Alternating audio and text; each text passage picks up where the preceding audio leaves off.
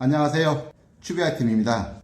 오늘은 수익형 부동산 전문가이시고 코코나우스 대표이신 고종옥 박사님 홍대 사무실에서 수익형 부동산 개발 사례 및 떠오르는 수익형 부동산 투자 차트 등을 여쭤보겠습니다.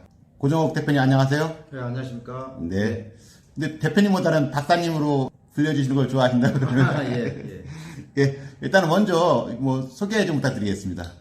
저는 이제 30년 동안 수익형 부동산을 쭉 개발을 해왔고요. 또 제가 이제 개인 브랜드를 개발을 했는데, 이제 많이 알고 있는 분들은 알고 계시겠지만, 코쿤하우스, 코쿤피스, 공유 숙박으로 해서 코쿤스테이, 이런 것들을 오랜 기간 동안 개발해 왔고요. 100개 지역, 그러니까 서울과 수도권에 100개 지역이 넘는 곳에 개발해 왔습니다. 네. 그 뒤에 보시는 책들이 박사님께서 저술하신 책들인가요? 예, 그렇습니다. 이제 어떻게 하다 보니까 제가 현장에서 개발 사례를 중심으로 해서 책들을 이렇게 이제 쓰게 됐는데 8권 정도 출간을 하게 되었는데 이 책 속에는 주로 이제 개발하는 그런 과정들이 소개가 되어 있고요. 지역마다 특성이나 또 접근성, 동선, 또 왜 그 지역에 이러한 수익형 부동산을 개발해야 되는지 이런 것들을 정리해서 책을 쓰게 되었습니다. 먼저 수익형 부동산이란 무엇인가요?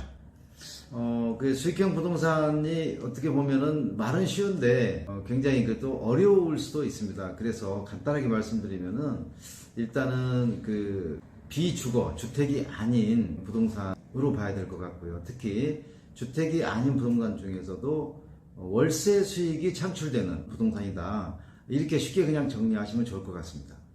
네.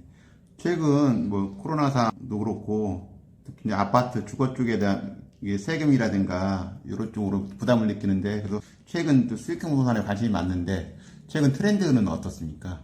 아무래도 이제 그동안에 대출 규제가 강화되고 또 주택 투자에 대한 여러 가지 규제 정책이 많이 이제 펼쳐지는 가운데 지금은 주택이 아닌 비주거형 부동산에 많이 관심들을 갖고 계시고 또 주택이 아닌 부동산 쪽에 투자하려고 하는 그런 움직임들이 얼마 전부터 시장 전반에 나타나고 있다. 이렇게 봐야 되겠죠? 네. 그러면 구체적으로 금액은 한 어느 정도를 가지고 접근하는 거예요? 수익형 부동산 투자 수익률이 예전에 볼 때는 제가 이제 강남 같은 경우에는 3%, 강북은 투자 수익률 5%, 수도권 같은 경우는 7% 정도 제가 이 얘기를 했는데 2, 3년 전부터 희소성과 관련해서 서울 지역이 재개발 재건축으로 인해서 토지가 단독주택도 많이 없어지게 되고요. 또 토지에 대한 희소 가치가 높아짐으로 인해서 투자 금액이 굉장히 올라갔습니다. 따라서 자금의 여력이 있는 분들은 서울 지역에 투자를 권하고요. 자금의 여력이 없는 분들은 서울 옆구리 지역.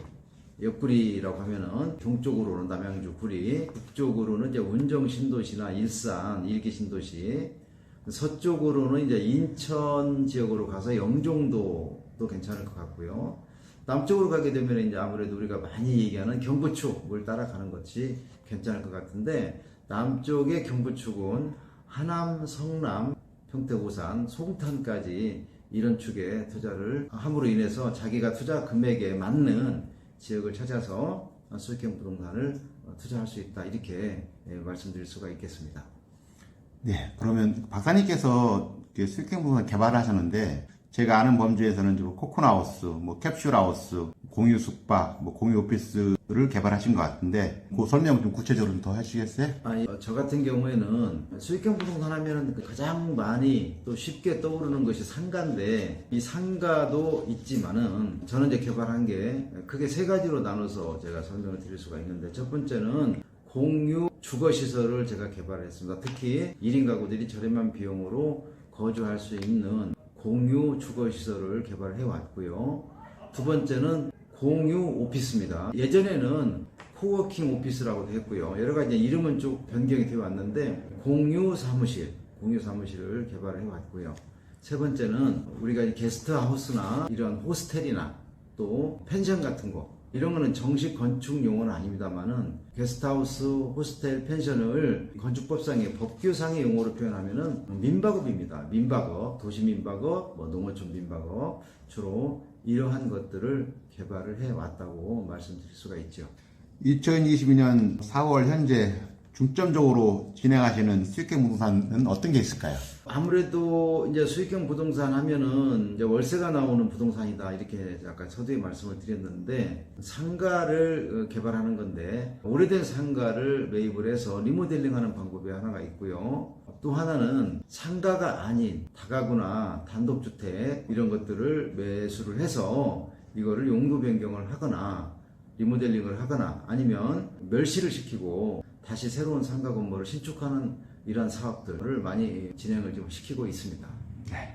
박사님께서는 관심 가질 만한 지역으로 이제 영종도와 홍대 쪽, 특히 연트럴시티 쪽을 추천하셨는데 각각의 추천 이유 좀 여쭤볼 수 있을까요? 먼저 영종도부터 좀 말씀해 주시겠어요? 예. 투자하는 지역을 선택할 때는 제가 이제 권유하는 입장이 있을 것이고 또 직접 투자하시는 분들의 입장이 있을 건데 제가 권유하는 입장에서 말씀을 드리면은 물론 이제 투자하시는 분 입장에서는 자기가 가능한 자금 규모, 금액에 따라서 이렇게 지역이 결정되겠지만은 일단 금액이 좀 많으신 분들은 서울 쪽을 관심을 가져주시고 또 금액이 적은 분들은 서울 수도권, 서울 옆구리 지역에 좀 관심을 갖자라고 말씀을 드렸는데 영종도를 제가 추천하는 이유는 일단은 영종도가 코로나로 인해서 많이 알려지게 되었습니다. 왜냐하면 우리가 코로나 상황에서 폐쇄적인 그 지역에서 많이 생활을 하고 거주를 하다 보니까 외부로 자꾸 탈출하고자 하는 그러한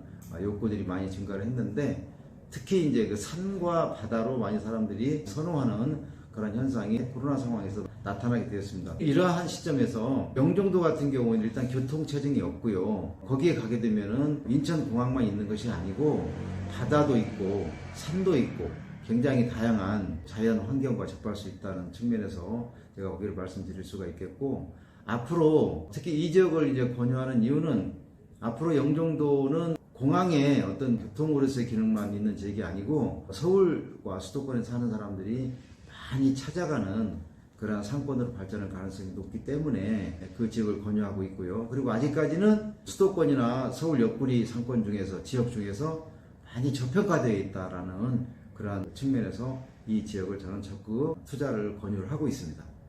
그럼 영종도 쪽에는 어떤 거를 상가를 말씀하시는 건가요?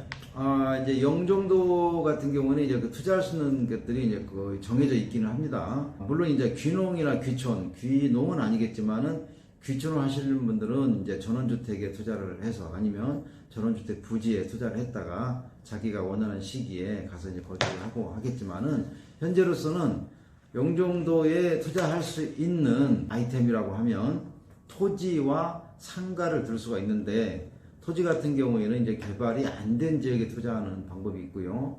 그 다음에 개발이 어느 정도 돼 있는 1차 토목공사가 완료되어 있는 지역에 투자하는 방법이 있고 상가 같은 경우에 토지를 매입을 해서 상가를 신축할 수도 있고 아니면 내가 그게 불안하다라고 할 때는 완성된 완전히 지어져 있는 신축되어 있는 상가에 투자하는 방법이 있다 이렇게 말씀드릴 수가 있습니다. 더 구체적으로 그러면 토지는 금액이 어느 정도 있고 상가는 어느 정도고 투자 금액은 어느 정도 가지고 있어야 되나요? 거기 영종도라고 해서 금액이 그렇게 뭐 아주 소액 가지고 할 수 있다 그런 건 아닙니다. 거기도 역시 서울에서 아주 접근성이 굉장히 좋은 곳이기 때문에 최근 들어서 가격이 많이 올라 있고요. 지역에 따라서 가격이 천차만별입니다. 바닷가 같은 경우에는 토지는 1,000만 원 정도 가는 지역도 있고 또 개발이 안 된 녹지, 자연 녹지나 보전 녹지 내지는 생산 녹지 같은 경우에는 뭐 50만 원에서부터 100만 원, 150만 원 정도 볼 수가 있고요. 상가 같은 경우에는 작은 거는 대출 포함해서 4, 5억 투자하는 것도 있겠지만은 조금 금액이 큰 거는 20억이 넘어가는 대출 포함해서 20억이 넘어가는 그런 상가들도 바닷가에 아주 위치 좋은 곳에 상가들이 현재 영업이 잘 되고 있어서 투자를 검토해 볼 수 있는 그런 상황입니다. 그러니까 건물이 아니고 구분 상가를 말씀하시는 거죠? 우리가 이제 상가 하면은 두 가지로 나눠볼 수가 있는데 쉽게 말씀드려서 건물 전체가 주인이 한 명인 경우에는 일반 상가라고 하고요. 근데 건물이 있는데 이걸 층별로 각각 분양을 하거나 또 층에서 홀을 분양을 할 경우에는 집합상가라고 합니다. 그래서 일반 상가에 투자할 경우는 금액이 많이 올라갈 것이고요. 집합상가는 소액으로도 가능하다 이렇게 말씀드릴 수가 있는데 내가 갖고 있는 자본이 좀 작다라고 할 때는 집합상가에 투자를 하는 그런 방법을 찾을 수가 있겠죠.